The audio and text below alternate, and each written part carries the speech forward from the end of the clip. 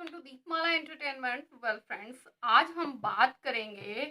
आपने पापा की परियां तो बहुत सुनी होंगी, लेकिन क्या कभी मम्मी का परा सुना है? नहीं सुना है तो चलिए आज एक मम्मी के परे की इंटरेस्टिंग सी स्टोरी बताते हैं कि कैसे वो उड़ता हुआ तीर ले लेते हैं और फिर जो आता है वो बजा कर जाता है, किस तरह बजाता है, और इनकी स्टोरी जरूर बताएंगे। तो अगर आप ये वीडियो नहीं देख रहे हैं तो सबसे बड़ी गलती कर रहे हैं, क्योंकि काफी इंटरेस्टिंग होने वाला है वीडियो। तो देखिएगा जरूर और सब्सक्राइब कर लीजिए चैनल को। आगे ऐसी ही और खबरों को भी देखने के लिए वीडियो को लाइक भी कर दीजिए, कहीं आप वीडियो की भावनाओं में बह ना जाएं। तो चलिए आपको बताते हैं। भाई, सिद्धार्थ शुक्ला ने किया एक ट्वीट। अब उसके बाद उस ट्वीट पर सिंपल सा हैप्पी बर्थडे नहीं लिख पाए मम्मी का परा, और मम्मी के परा ने, आप जानते हो यार कौन है तो ठीक है।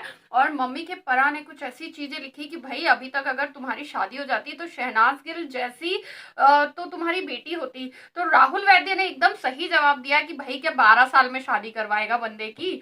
और शहबाज बादशाह ने क्या कहा आपने देखा होगा, लेकिन एक बार मैं फिर पढ़कर सुनाना चाहती हूँ क्योंकि मजा बहुत आएगा। @पारस छाबड़ा, जब तेरी शादी होगी महाराज शर्मा के साथ और तेरी बेटी भी बड़ी हो जाएगी, वो भी तेरे बाप #सिद्धार्थ सिद्धार्थ शुक्ला पर मरेगी तेरे बाप। Yes, Siddharth Shukla happy birthday शेर। जी हाँ, ये जवाब दिया है।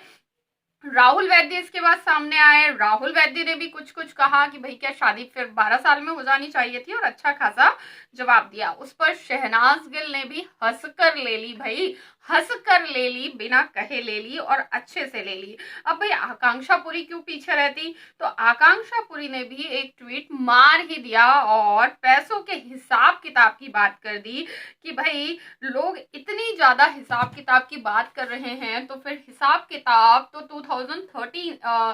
सीजन 13 से बाकी रहा है, तो सीजन 14 में ही दे दो। तो खैर, इस बारे में बंदे का वैसे तो सारा हिसाब किताब बहुत ही क्लियर है, पक्का है, वो बताने की ऐसी कोशिश करता है पापा का परा, मम्मी का परा। लेकिन भाई जब बात आती है लोगों के पैसे चुकाने की तो हिसाब किताब अचानक से गड़बड़ा जाता है। अरे विग बहुत महंगी है यार, चक्कर ये है।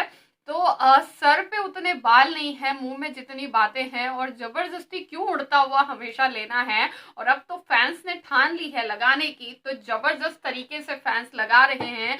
ट्विटर पर बहुत सारी चीजें हो रही हैं, इंस्टाग्राम पर हो रही हैं और होती ही रहेंगी। इसके बाद शहबाज बादशाह एक बार फिर आते हैं और लिखते हैं कि भाई राहुल वैद्य के ट्वीट पर कि भाई अब बता अब क्या कहेगा, इसका भी जवाब दे दे।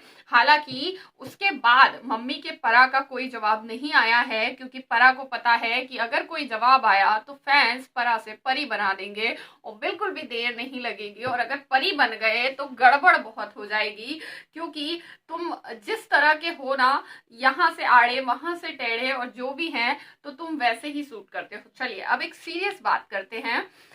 भाई कम से कम उस बंदे को शहनाज गिल को ट्रोल करते थे, ठीक है, तुम्हें उससे ग्रजेस था, तुम्हें बहुत अफसोस था, तुम्हारी लाइफ से इतनी अच्छी लड़की निकल गई, सब कुछ था। लेकिन सिद्धार्थ शुक्ला जिसने खिलाया अपनी थाली में बैठा के उसकी थाली में ही छेद कर मारा।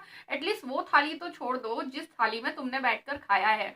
क्योंकि तुम्हें क्या लगता है कि फिनाले तक आने का तुम्हारा इतना थी, तुम्हारी क्या समझ गए तुम क्या?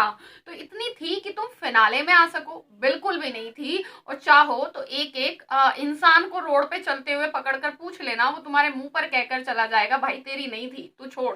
लेकिन सिद्धार्थ शुक्ला की बदौलत तुम फिनाले तक पहुंचे, और फिनाले में 10 लाख का ब्रीफ केस देखते ही लार टपकाते हुए, जी हाँ मुंह से थूक गिराते हुए और चाटते हुए ब्रीफ केस को लेकर भाग लिए। अब क्या था, इतना होने के बाद तुम फिनाले तक किसी इंसान ने तुम्हें पहुंचाया है, 10 लाख उसके रहमो करम पर तुमने जीते नहीं कहेंगे, क्योंकि जीत का अपमान नहीं करना है, यहाँ पर जीत नहीं कहेंगे। 10 लाख तुम लेकर काहे में उसमें, समझ गए किसमें, उसमें। तो 10 लाख लेकर और तुम निकल लिए, और उसके बाद वही जिसकी बिल्ली उसी को म्याऊं। तो भाई जिसने तुम्हें पाल पोस कर फिनाले तक जो तुम्हें लेकर आया, इतने महीनों तक जिसके कंधे पर रखकर तुमने बंदूक चलाई, और उसके बाद ये हरकतें, एटलीस्ट हैप्पी बर्थडे ही बोल दिया होता, सिंपल। और वैसे भी ब्रैकेट में सिद्धार्थ शुक्ला ने लिखा था कि जस्ट अ जोक, और मजाक था वो, और तुमने बिग बॉस में कहा था, तो इसलिए मजाक के थ्रू सिद्धार्थ ने कह दिया। लेकिन इसमें हार्डकोर इतना क्या हो गया था कि शहनाज गिल जैसी बेटी होती, भाई तेरी भी शादी हो गई होती, तो हमें ऐसा लगता है कि माहिरा शर्मा से बड़ी तेरी बेटी होती, और ऑफ कोर्स जो शहबाज ने कहा है बिल्कुल सही है, और वो सिद्धार्थ शुक्ला पर ही मरती, क्योंकि वो 40 का होकर भी बुढ़ा नहीं हुआ, 80 का हो जाएगा तब भी नहीं। कुछ लोग हमेशा जवान रहते हैं, जैसे कि अमिताभ बच्चन, उन्हें कोई कहता है, आज भी उन्हें हैंडसम यंग मैन का दर्जा दिया जाता है और उन्हें कहा जाता है। तो ऐसे ही सिद्धार्थ शुक्ला हैं, वो कभी नहीं होने वाले हैं। हालांकि तुम अपनी बात करो, सर पे बाल नहीं है, और लोग बात जवानी बुढ़ापे की करते हैं और शादी ब्याह की करते हैं।